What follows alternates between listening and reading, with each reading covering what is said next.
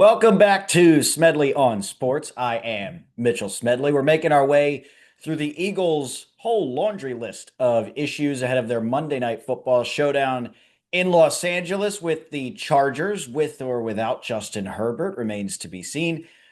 But I wanted to come on. We talked about Jalen Hurts yesterday. Now it's time to talk about the other main problem, the coaching staff. All up and down this coaching staff, there have been problems, there have been storylines, and there have been questions. So I wanted to dive into it, and I think the starting point has to be Kevin Patullo for no other reason other than he is the one getting the most heat, especially after Friday's game against the Chicago Bears. Kevin Patullo has become the scapegoat for all things wrong with the offense. It's gotten so bad to the point where there's videos online of people egging his house and calling the police on him, all these ridiculous things that have no productivity value and no place in a fan base that, people talk about Philly being passionate and then other people say that we're the worst. This is why they say we're the worst. And that is what it is. But all this Kevin Patullo hate has, in my opinion, gotten out of control, which is crazy and is not what I was saying a couple weeks ago. But I had to evaluate myself and I had to alter my opinion and I had to understand why was I hating Kevin Patullo. And the simple reason is hating Kevin Patullo and blaming Kevin Patullo is the easy answer. It's the easy way out of all the other and bigger problems that the Philadelphia Eagles have. I was watching the first couple months of the season, didn't like that the offense was inconsistent, couldn't put together, multiple halves of productive football, and I blamed it on Kevin Patullo. I don't think it's Kevin Patullo anymore. I talked at length yesterday about all the Jalen Hurts problems I'm noticing, and that has to go into the calculus when you're talking about the coach. What does the coach have to work with? Now, from the outset, the argument to all of this is going to be, but the best coaches figure it out. The best coaches work with what they have. So I'm going to do something very out of character for myself, though, and become a little bit of a Kevin Patullo apologist. I am not saying he is a good or great offensive coordinator. I am not saying he is a long-term solution here in Philadelphia. But my main point that I want to get across here is we don't know what Kevin Patullo is whatsoever at this point. It's his first year here. He's working with a quarterback I think is insanely overrated, a much weakened offensive line that has a couple good pieces, but is working with a lot of backups and inconsistency. He's got a running back that touched the ball 500 times last year and is clearly not playing up to his standards and what he was able to do when this offense was functioning fully. And I just think it all comes back to this quarterback handcuff, though, because the quarterback is not allowing Kevin Patullo to use his greatest asset, which is the receiver room. A.J. Brown, Devontae Smith, even John Dotson, Dallas Goedert in the tight end room, great pass catcher.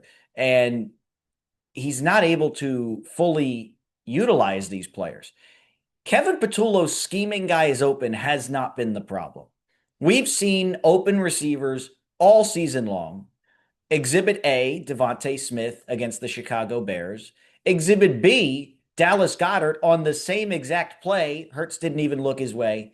He looked toward a wide open Devontae, missed him by 10 yards. They discussed it. There was a clip on Hard Knocks of them having that conversation. All right. I hope it's sorted out. I hope to see that same exact play ran and hit Monday night because that was a great scheme. And, I've heard analysts say that Hurts made the right read. I'll concur. Smith was open. Let's hope it just boils down to a miscommunication on where the route was supposed to go, if he was supposed to settle down.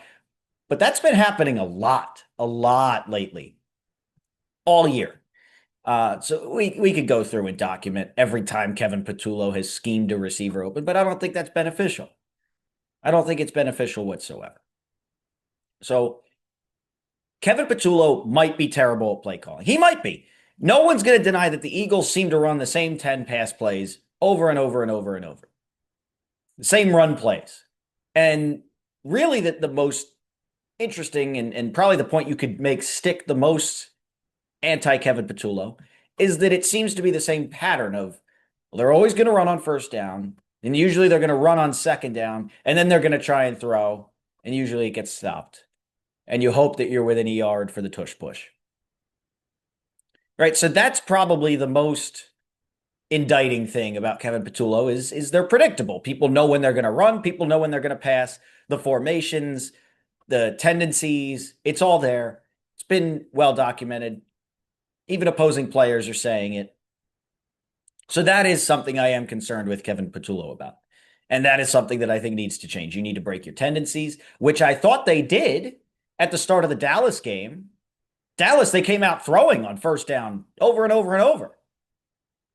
And I don't think it should come as a shock that they put up 21 points in those first three drives. So, I mean, it was jarring how much they were throwing on first down in the Cowboys game because it wasn't what they were doing all season. All season, I had to sit there and watch them run up the middle on first down for maybe a yard. And then we decide that we're going to throw it on first and it works consistently, like every time. And then we just stop. That's where the coaching is a mess. That's where Kevin Patullo needs to figure it out. And he is to blame. But all this other stuff, guys not getting open. No, I think they're open. You look at the full view of the field, the zoomed out replays, all stuff like that. They're open. You also don't need to have 5 yards of separation in the National Football League. Jalen can't throw a guy open. You have to be able to do that. But there needs to be more motion. Some are saying that there's not a lot of pre-snap motion because Jalen gets confused. The motion happens and the defense shifts. And then Jalen gets out of his reads and he's confused and the play gets blown up. I don't know. I can't make an educated opinion on that because I haven't seen enough of it. So the jury's out on that. I'd like to see it attempted more. Kevin Patullo largely has his hands tied. It's been a short sample size. I'm interested to see what he can work up. It seemed like when he broke his tendencies, threw on first down, it doesn't even have to be flashy throws. Barkley on screens, in space. It works. Dallas Goedert on screens. It works. Usually over the left side behind Mailata. So look out for more of that. It's been working. The real problem with the coaching staff is not Kevin Patullo. It is and always has been Nick Sirianni. I called for his job last October, even before that. And he proved me wrong and went on to win a Super Bowl, whatever. Not whatever, it's a Super Bowl. I'm shortchanging that. I understand. The problem is that Super Bowl, if current trends continue, is going to be bracketed by monumental collapses. And collapses where the locker room has been lost. There's infighting. Guys are pointing fingers.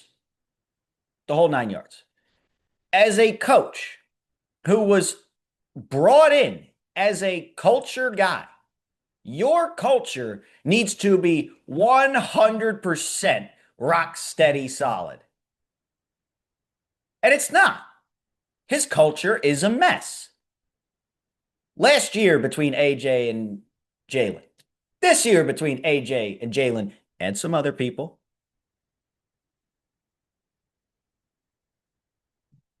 There's all kinds of different. Him yelling at the fans after winning, barely, against the Cleveland Browns by 4 points. It's ridiculous. It's ridiculous. He doesn't have a good culture. Doesn't have one at all. Now, the one thing in his culture I thought he got right, because I can give credit where credit's due, is the whole, oh, we're not champions. We're not champions. We're not even thinking about that. That's why when I see people commenting, oh, you're not giving credit for the Super Bowl. Doesn't get enough credit. Dude, they're Super Bowl champs. I hear Al Michaels when the fans are booing in Philadelphia, which they were totally within their rights to do, and I would have exploded if they didn't on Friday. Al Michaels going, Jeesh, what have you done for me lately? Am I right? Why are they booing? I mean, just won the Super Bowl. Shut up. Shut up, Al Michaels. Maybe you're fine with winning one every now and then. We want consistent victories. We want to win and we want to keep winning because we went 52 years without winning. Now we've done it twice and we like it. And we want to keep doing it. I don't see anything wrong with that whatsoever. Keep booing the Super Bowl champions. As long as they're playing like this, it is necessary and our duty as fans. And Al Michaels can sit there on Thursday Night Football with his low energy. That guy used to be fantastic, by the way. I used to love Al Michaels. Now I'm falling asleep when I listen to Thursday Night Football. I don't know what it is. Thursday Night Football, this is a side rant. Thursday Night Football seems to be sucking people's souls out of their bodies. Joe Buck was doing it. He was boring. Goes to ESPN on Monday night. He's electric now. Have you listened to Joe Buck in the last 2 years? Incredible. He's always been iconic. Now he's got flair and he's got fire. And I can't wait to hear him on Monday night. Unpopular Philly opinion. I can't wait to hear Joe Buck call a football game for the Eagles. Al Michaels used to be a great announcer on NBC. Goes to Prime on Thursday night, and it's a snooze fest. I don't know what's going on there. I don't know what the branding message is. Whatever. Not my purview. Not what this is about. Nick Sirianni has consistently bad culture. Consistently bad. It all goes back to that first press conference talking about watering the flowers. That's not what we're about here. That's not what we're about. So if he wants to be let go and pursue his gardening, that's great. Everyone's happy in that situation. So, I mean, what does he do? What does Nick Sirianni bring to the table? He was brought in to do culture. He can't do that right. He was calling plays. That didn't work out. Took that away. Obviously doesn't do defense. He's a CEO head coach. We promoted his guy from within, and we don't think he's very good. Jury is still out. Kevin Patullo, not great so far. Early returns. So what exactly has Nick Sirianni brought in value to the organization? I don't get it. I don't get it. I don't understand how there are still Nick Sirianni defenders in this fan base. The only benefit he is he's not going to get in the way and muddy the waters when Howie and Lurie want to control this thing from the top down, which they've earned the right to do. Howie Roseman and Jeffrey Lurie have shown that they can run this thing effectively no matter who's in the building. Well, maybe not no matter who's in the building. Chip Kelly seemed to wreck things a little bit. But under many different circumstances, Howie and Lurie have shaped this team for success. So maybe that's the value, is he just doesn't encroach on management's ideas. I feel like we could get someone that does that and also calls better plays, or also relates to players better, or also has a different mentality. Just a thought. So Nick Sirianni does nothing.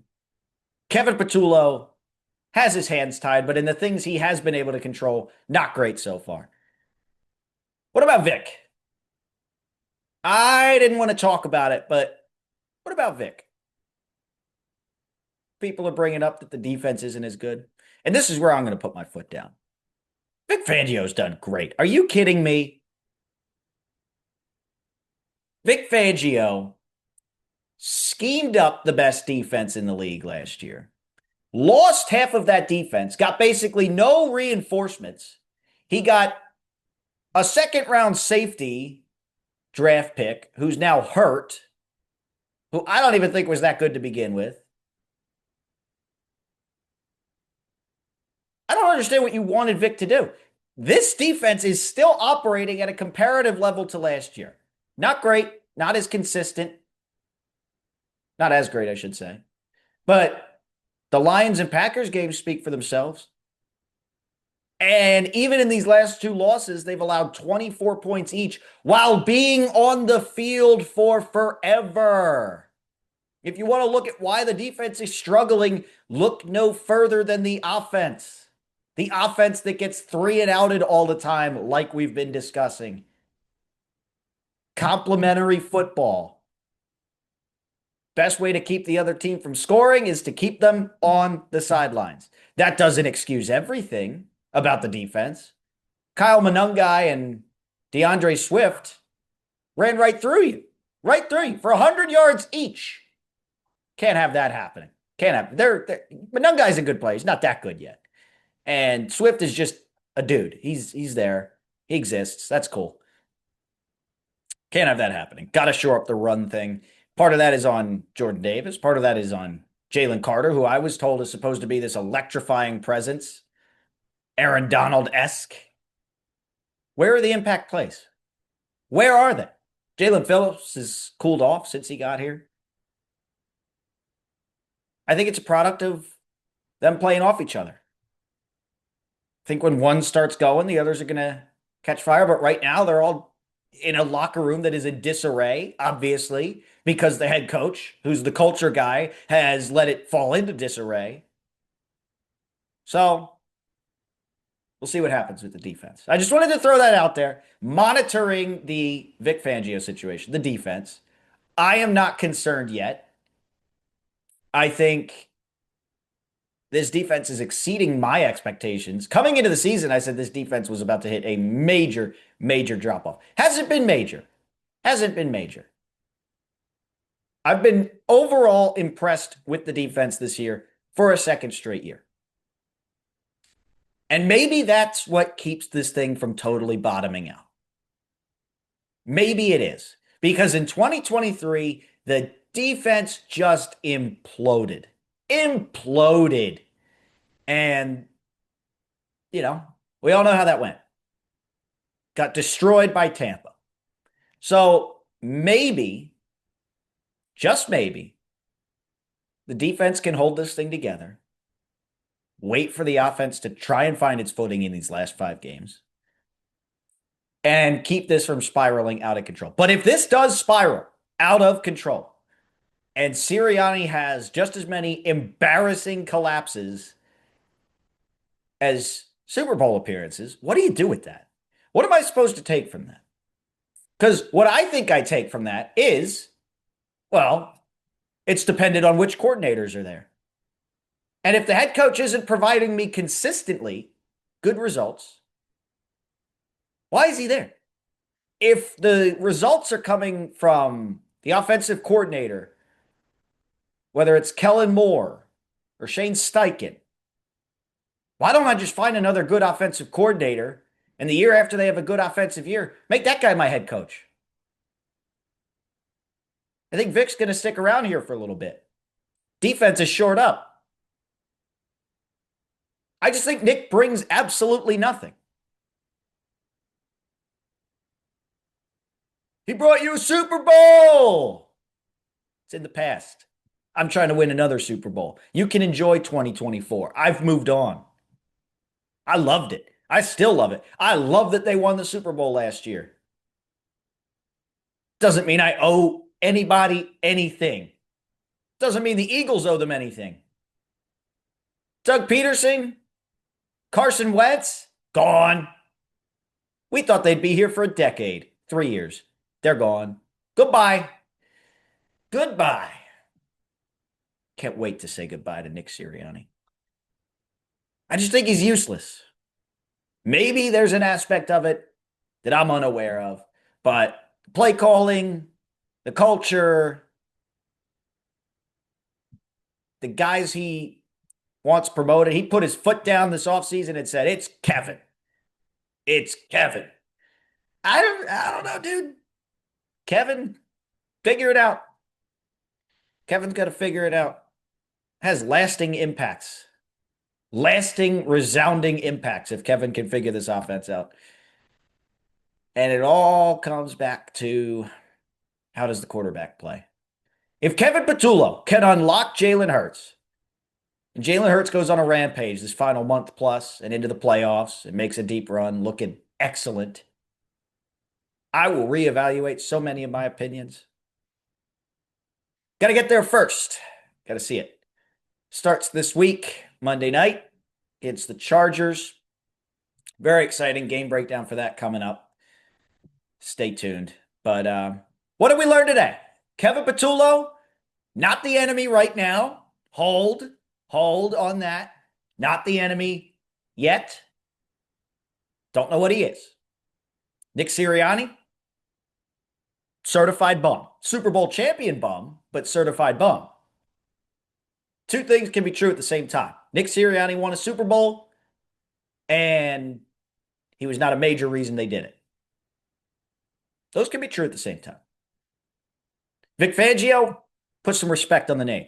I'm tired of seeing people in the media, on the internet, questioning this defense. I think the defense has performed pretty well for the people it has. I mean, if I were an opposing offense, I'd be throwing at that second corner spot every single play and racking up 800 yards a game.